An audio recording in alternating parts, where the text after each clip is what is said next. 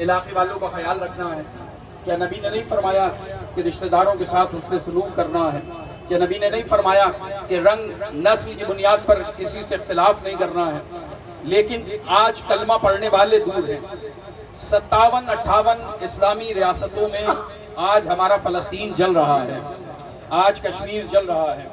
اور یاد رکھیے گا، اگر ہم نے اتحاد نہ کیا اور ہم آج بھی شیعہ سنی کے تفرقے میں پڑے رہے تو کل ہماری باری بھی آنی ہے۔ کوئی نہ سمجھے کہ ہم دور ہیں۔ یہ جلسہ جو نکلا ہے یہ کسی بڑے علاقے میں، کسی اچھے ریسٹورنٹ میں، کسی اچھے بینکویٹ میں ہو سکتا ہے، لیکن روڈ پر ریلی نکالنے کا مقصد یہ ہے کہ ہم اتحاد چاہتے ہیں۔ جو بھی نبی کا کلمہ پڑھنے والا ہے، اور پھر نبی کا کلمہ پڑھنے والا کیا، انسان، اگر انسان ہے تو وہ نبی کو مانے گا۔ انسانیت ضروری ہے، اس لیے کہ نبی نے 40 سال کردار سے بنوایا۔ ہم تبلیغ پہ نکلتے ہیں اور لوگوں کو نماز روزے کا حکم دیتے ہیں، درس دیتے ہیں، لیکن لوگ تیار نہیں ہیں عمل کرنے کے لیے۔ اس کے لیے ایک چھوٹی سی مثال عرض کرتا ہوں، پھر نبی کا کردار سمجھ میں آئے گا۔ کہ ایک شخص آیا آپ کے اور میرے چوتھے امام زین العابدین علیہ الصلوۃ والسلام کے پاس، اور اس نے کہا کہ مولا مجھے تبلیغ پہ جانا ہے، جو کچھ آپ سے سیکھا ہے وہ دنیا کو سکھانا ہے۔ نبی نے فرمایا جاؤ۔ دیکھیں پڑھے لکھے احباب تشریف فرمائیں، ایک ہی جملے میں سارا مفہوم ہے۔ نبی نے فرمایا جاؤ، مگر کوشش کرنا زبان کم چلانی پڑے۔ یعنی زبان سے تبلیغ کرنے سے بہتر ہے انسان اپنے کردار سے تبلیغ کرے۔ اور اللہ نے اپنے نبی کو جو بھیجا اسی لیے بھیجا کہ 40 سال کردار سے بنوائیں کہ نبوت کسے کہا جاتا ہے۔ نبی نے 40 سال خاموش رہ کر بنوا لیا کہ کافر بھی امانت رکھیں تو نبی خیانت نہیں کرتے ہیں۔ اور نبی نے منوا لیا کہ چاہے گردن پر چھری ہی کیوں نہ ہو، انسان سچ بولنے سے نہ کترائے۔ سچ میں عظمت ہے، ہمیشہ سچ بولے۔ بس یہ پیغام کہ نبی کے قول پر، نبی کے فعل پر عمل کریں، یہی تو دین ہے۔ قول رسول اور فعل رسول پہ عمل کرنا دین ہے۔ لیکن آج کی خوشی کے موقع پہ میں آپ کو زیادہ پریشان نہیں کروں گا کہ آپ کہیں نصیحت کر کے چلے گئے۔ نصیحت بھی ضروری ہے، اتحاد بھی ضروری ہے، لیکن جشن میں خوش ہونا ضروری ہے۔ یہ جشن ہے، اور جشن کا تعلق سنانے سے نہیں ہے، منانے کے ساتھ ہے، دل سے منانے کے ساتھ۔ تو اول یہ کہ ہم کردار نبی پر عمل کریں، آل نبی پر عمل کریں۔ نبی تنہا دنیا میں نہیں آئے ہیں، یاد رکھیے گا، نبی تنہا نہیں ہے۔ نہ نبی آنے میں تنہا ہے، نہ نبی جانے میں تنہا ہے۔ آنے میں بھی نبی کا ایک بیٹا ساتھ ہے، جانے میں بھی نبی کا ایک بیٹا ساتھ ہے۔ آئے ہیں تو چھٹے معصوم کی ولادت ہے، اور نبی جا رہے ہیں تو امام حسن کی شہادت ہے۔ شہادت میں اکیلے ہیں، نہ ولادت میں اکیلے ہیں۔ اور اکیلے کہاں ہیں نبی؟ اکیلے کہاں ہیں؟ پروردگار عالم نے چاہا کہ کائنات کو خلق کرے، نہیں کائنات کو کیا خلق کرے، اس نے چاہا کہ خود کو پہچنوائے۔ اللہ چاہتا ہے کن تو کنزل مخفیہ، میں چاہتا تھا کہ میں پہچانا جاؤں، اللہ چاہتا ہے کہ وہ پہچانا جائے۔ تو اس نے خلق الخلق، ہم نے ایک مخلوق خلق کی، ہمیں نہیں پتا تھا وہ مخلوق کون ہے۔ یہ تو نبی اگر مدینے کی مسجد میں نہ بیٹھتے، ممبر سے یہ صدا نہ دیتے کہ پوچھنے والا پوچھ رہا تھا کہ اللہ کے نبی اللہ نے کائنات میں سب سے پہلے کسے بنایا، نبی نے فرمایا اول ما خلق اللہ نوری، اللہ نے سب سے پہلے مجھے بنایا ہے۔ لوگ حیران ہو گئے، آیا تو سب سے آخر میں ہے، بنا سب سے پہلے ہے۔ ہاں اسی لیے کہہ رہے ہیں نہ موسیٰ اس جیسا ہے، نہ ابراہیم اس جیسا ہے، نہ آدم اس جیسا ہے، نہ یوسف اس جیسا ہے۔ یہ جو کچھ بنا ہے وہ اس کے پسینے سے بنا ہے۔ تھک کر سن رہے ہیں آپ، اللہ نے جو کچھ بنایا میرے محمد کے پسینے سے بنایا ہے۔ یاد رکھیے گا، کائنات میں اللہ نے فرشتوں کو بنایا تو محمد کے پسینے سے، حوروں کو بنایا تو محمد کے پسینے سے، جنت کو بنایا تو محمد کے پسینے سے، عرش اور فرش کو بنایا تو محمد کے پسینے سے، کعبہ اور معمور کو بنایا تو محمد کے پسینے سے۔ تھک کر سن رہے ہیں، پھر عرض کرتا ہوں، اللہ نے نبیوں کو بنایا تو محمد کے پسینے سے۔ اب سچ بتانا، اگر کسی ایک کو بھی نہ مانا جائے، یعنی آدم کو نہ مانوں کہاں جاؤں گا؟ کہا جہنم میں۔ موسیٰ کو نہ مانوں کہاں جاؤں گا؟ کہا جہنم میں۔ کہا عیسیٰ کو نہ مانوں کہاں جاؤں گا؟ کہا جہنم میں۔ کہا ملائکہ میں اگر کسی کو نہ مانوں، کہا اللہ جہنم میں ڈال دے گا۔ یعنی اگر محمد کے پسینے کو نہ مانوں تو اللہ جہنم میں ڈال دے۔ سچ بتاؤ، جو محمد کے لہو سے بنے ہو، اگر انہیں نہ پہچانوں تو کہاں جاؤں گا؟ جو محمد کے خون سے بنے ہو۔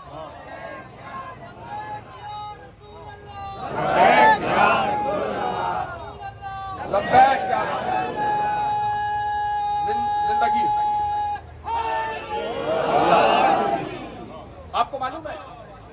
ہم ہر عبادت کر سکتے ہیں، علماء کرام کی موجودگی میں جسارت کر رہا ہوں، ہم ہر عبادت کر سکتے ہیں. اچھا عبادت قبول نہیں ہوگی جب تک درود نہ پڑھا جائے، نبی کی آل پر درود نہ پڑھا جائے عبادت قبول نہیں. اچھا رشتہ نہیں بنتا ہے، نماز اللہ سے بندے کا رشتہ ہے اور نکاح بندے سے بندے کا رشتہ ہے. جب تک درود نہ پڑھا جائے نہ بندے سے بندے کا رشتہ جوڑتا ہے نہ اللہ سے بندے کا رشتہ جوڑتا ہے. لوگ اب بھی آل محمد کو نہ پہچانے تو قصور نہیں ہے. عرض کرتا ہوں ہم ہر عبادت کر سکتے ہیں. سامنے مسجد ہے اور تمام شیعہ سنی بھائی سماعت کر رہے ہیں. نماز پڑھی جا سکتی ہے، روزہ رکھا جا سکتا ہے، حج کا حق ادا ہو سکتا ہے، زکوٰۃ دی جا سکتی ہے، جہاد میں حصہ لیا جا سکتا ہے، برائیوں سے روکا جا سکتا ہے اور نیکی کی تبلیغ کی جا سکتی ہے، خدا رسول سے محبت کی جا سکتی ہے، دشمنوں سے بیداری کا اظہار کیا جا سکتا ہے. مگر جس عبادت سے تمام عبادتیں جڑی ہیں یعنی درود، اس کا حق ادا نہیں ہو سکتا. اگر بندہ درود کو پہچان لے نا تو تمام فساد ختم ہو جائیں، آل محمد سمجھ میں آ جائیں.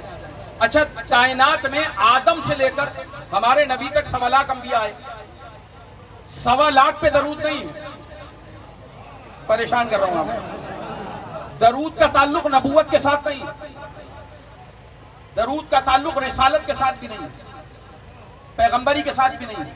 اگر ایسا ہوتا 1.25 لاکھ پہ درود ہوتا. اگر درود کا تعلق رسالت سے ہوتا تو 313 رسول تھے.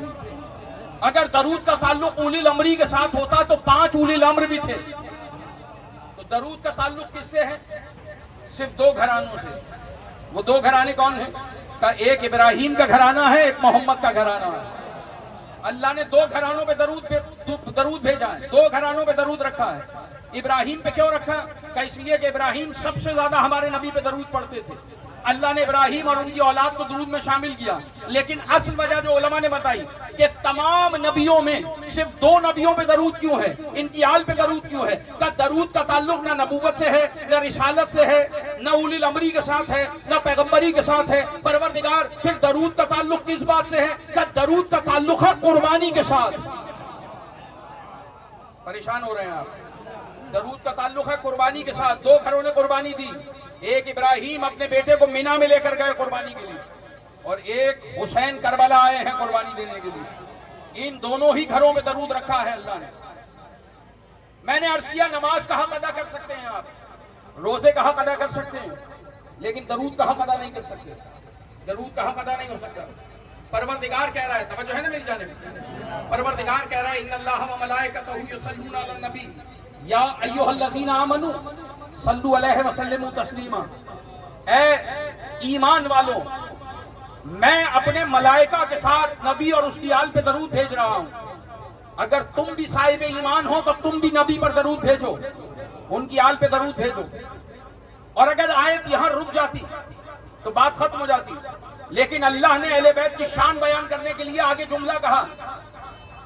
کیا کہا؟ کہ صرف درود پڑھ کے خاموش نہیں ہو جانا. ان اللہ و ملائکتہ یصلون علی النبی، اللہ تو بھیج رہا ہے، تم بھی بھیجو. یا ایھا الذین آمنوا، تم بھی بھیجو. اگر ایمان والے ہو، بے ایمانوں سے خطاب نہیں ہے، ایمان والوں سے.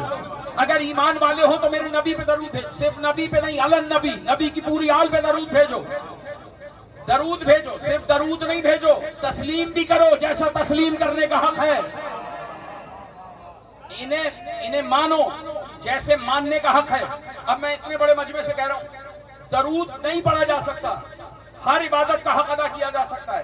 اللہ کی نماز ہو سکتی ہے، روزہ ہو سکتا ہے، حج ہو سکتا ہے. نماز میں درود کا حق، کسی بھی عبادت میں درود کا حق ادا نہیں ہو سکتا. درود وہ عبادت ہے جس میں لا شریک ہے. وہ کہتا ہے میں اپنے ملائکہ کے ساتھ درود بھیج رہا ہوں. ملک کہتے ہیں ایک قدرت کو، ملائکہ کہتے ہیں ساری قدرتوں کو. وہ کہہ رہا ہے میں اپنی ساری قدرتوں سمیت محمد اور اس کی آل پہ درود بھیج رہا ہوں. تم میں دم ہے تو تم بھی درود بھیجو، تسلیم بھی کرو.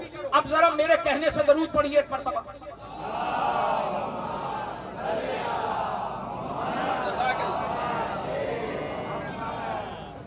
میں نے کہا درود پڑھیں، آپ نے درود کا حق ادا کر دیا، درود کا حق ادا کیا. معلوم ہے آپ نے کیا کہا ہے؟ پتا ہے آپ نے کیا کہا ہے؟ میں نے آپ سے کہا نبی اور ان کی آل پہ درود پڑھیں. اللہ کی بھی ڈیمانڈ ہے درود پڑھیں. تو ہم نے کیا کہا؟ اس نے کہا ان اللہ و ملائکتہ یصلون، میں تو بھیج رہا ہوں، تم بھیجو. تم بھیجو. معلوم ہے ہم نے کیا کہا؟ اللہم صلی علی, مالک تو ہی بھیج. مجھے نہیں معلوم کیا عرض کر رہا ہوں آپ سے, ابھی نبی کی شان پڑھنی ہے مجھے چند جملوں. اللہ سے اللہ کہہ